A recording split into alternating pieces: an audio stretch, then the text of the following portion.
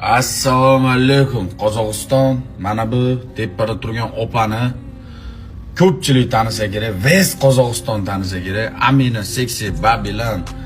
Uya, это красиво deb chiqayotgan opa.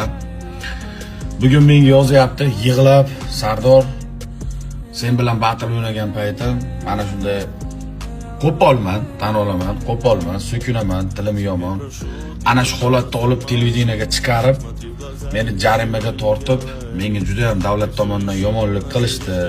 Qozog'istonda telekanallardan chiqarib yorib, meni ana shunday qilib yomonlashdi, yomon qilishdi deb menga yig'lab yozgan ekan. Shunga ozroqgina yuragim og'rib, o'zimni bir fikrimni bildirmoqchiman. Qozog'istonlik, O'zbekistonlik butun TikTokni kuzatib turgan kuzatuvchilar, hech kim mana bu TikTokda chiqib turib sharmanda bo'lishdi, chiqib turib so'kinishdi yo qanaqadir ham haqorat eshitishdi, kimdandir izza bo'lishdi xohlamaydi, o'zi bilib turib qilmaydi u ishni.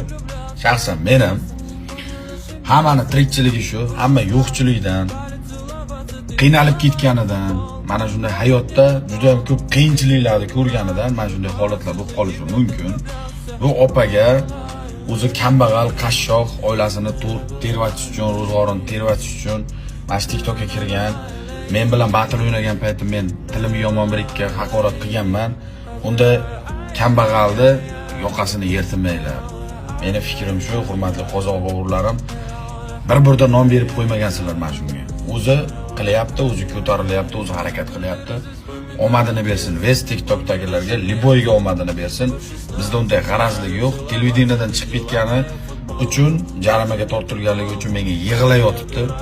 Bir og'izgina dalda berib qo'yadi, videoni joyladim. Hurmatdasizlar bog'lar.